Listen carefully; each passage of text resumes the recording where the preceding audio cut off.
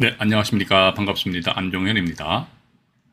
경매 투자를 통해서 수익을 올리기 위해서는 일정한 자기 자금을 투자를 해야만 합니다. 그런데 자기 자금 한 푼도 들이지 않고 수익을 올릴 수 있는 경매 물건이 있을까요? 있습니다. 전세권이 설정된 물건 중에서는 이러한 유형의 물건이 있습니다. 궁금하신 분들은 본 영상을 끝까지 시청해 보시기 바라겠습니다. 고맙습니다.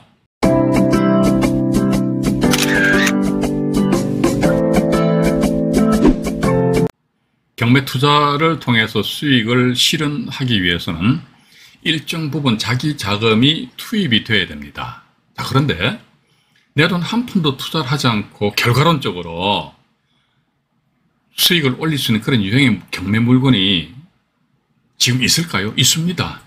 어떤 유형의 물건 하니까 전세권이 설정된 물건입니다. 전세권이 설정된 물건인데 그 전세권자가 전세 목적물을 경매 신청한 경우입니다. 그런데 전세권자가 전세 목적물을 경매 신청하니까 야, 이거 전부 다 그냥 내 돈 한 푼도 안 들이고 그냥 돈 벌 수 있거나 그건 아닙니다. 그러면 어떤 요건이 있다는 것입니다. 조건이. 그래서 화면에 자료를 좀 보여드리겠습니다. 보시니까 전세권이 설정된 물건 중에서 아주 좋은 투자 유형이 이렇게 나와 있거든요. 이게 첫 번째입니다.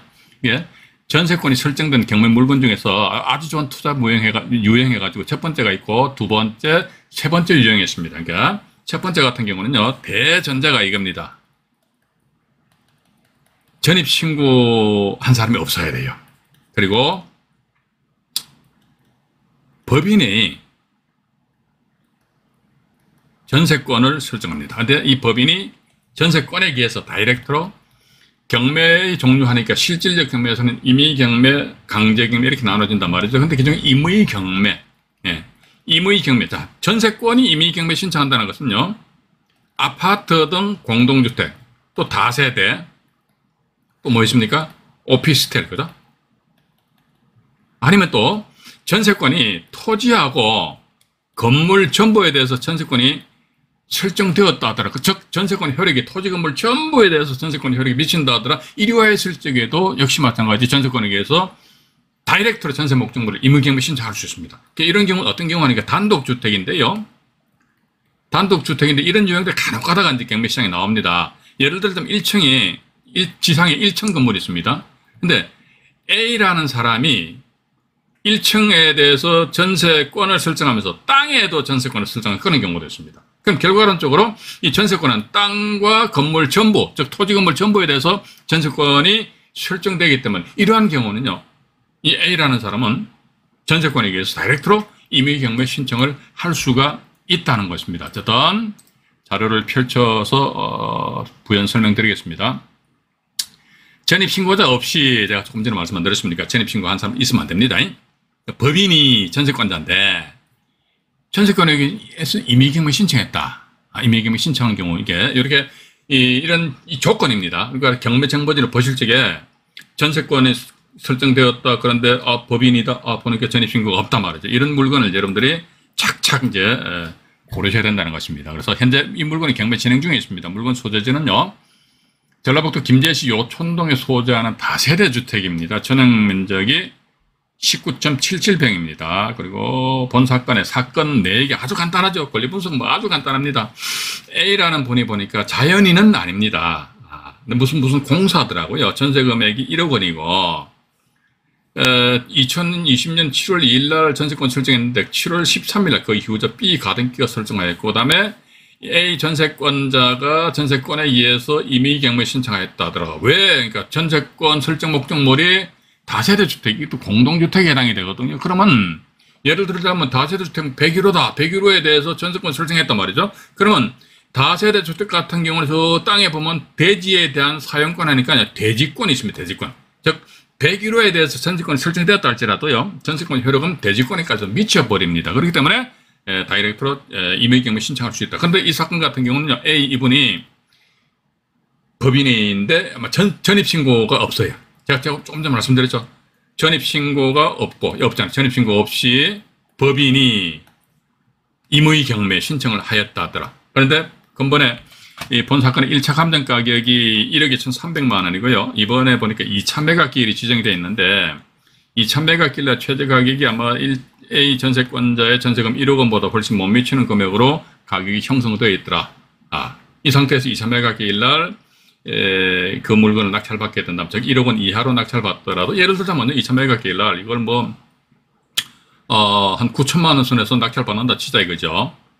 그러면 A 전세권자 입장에서는 경매 비용만 300만 원 정도 빼면은 8,700만 원 된단 말이죠. 그럼 A 전세권자 8,700만 원 다 배당 받아갑니다. 그럼 나머지 1,300만 원 낙찰자 인수를 안 한다는 것이지요. 왜냐면요, 전세권자가 이랬듯이 경매 신청하였다 그러면 전세권이 경매 신매각으로 소멸돼 버리고, 전입신고 했어요 안 했어요? 안 했다 이거죠. 그러면 전입신고 안 했기 때문에 임차권은 어떻게 됩니까? 임차권 자체가 없고, 임차권도 없고 전세권 소멸되기 때문에, 따라서 낙찰자 입장에서는 자녀 전세금 1,300만 원을 인수하여야 할 그런 법적인 근거가 있다 없다 없습니다. 그렇기 때문에 인수함이 없이 낙찰자는 A 전세권자를 상대로 해서 인도명령 신청에 의해서 강제로 명도 집행을 하면 될 것인데, 아마도 법인이기 때문에 인도명령 신청까지 갈 필요는 없을 것 같습니다. 가서 몇 마디 이야기하면 그냥 조용히 순순히 나가지 않겠느냐 하는 그런 생각을 가지면서 연이어가지고 본 사건 그 경매 청부지에 의해서 부연 설명을 드리도록 하겠습니다.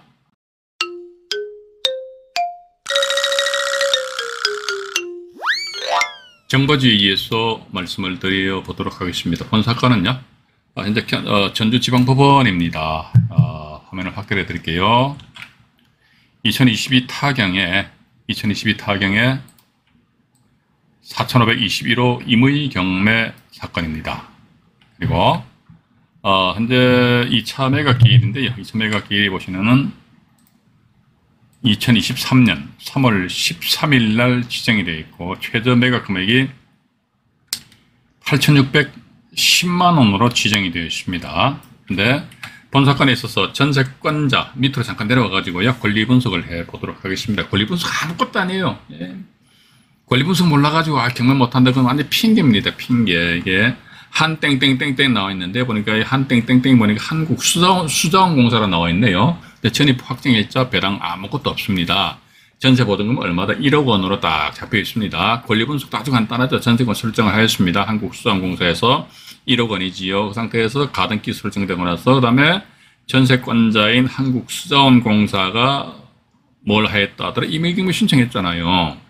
청구액 1억 원이지 않습니까? 자, 그럼 보면은 제가 조금 전에 자료에서도 말씀드렸습니다만, 전입신고가 없을 것, 그 다음에 전세권자가 전세권에 의해서 다이렉트로 임의경매 신청할 거, 요 요건 두 가지만 딱 갖추면 됩니다.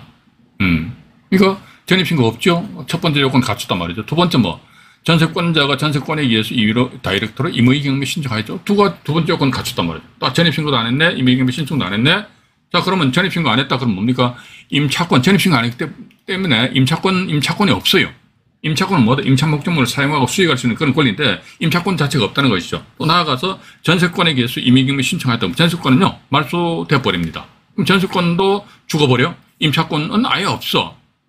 그럼 예를 들어 이 물건 8천만 원에 누가 낙찰 받는다 치자 이거죠. 그럼 나머지 2천만 원은 낙찰자 인수한다, 인수 안 한다. 낙찰자가 어떤 권리를 인수한다는 것은요, 그 어떤 권리가 존재한다는 전제하에서 인수하는 거예요. 그런데 본 사건 같은 경우는 전입신고 안 했으니까 임차권 없어요. 임차권에는 권리 없습니다. 전세권은 경매 신청했잖아요. 뭔 경매했는데 임의경매 신청했지 않습니까? 따라서 임의경매 신청 결과 전세권이 경매 신매가고 죽어버린다, 말소된단 말이죠. 전세권 없어요. 임차권 없습니다.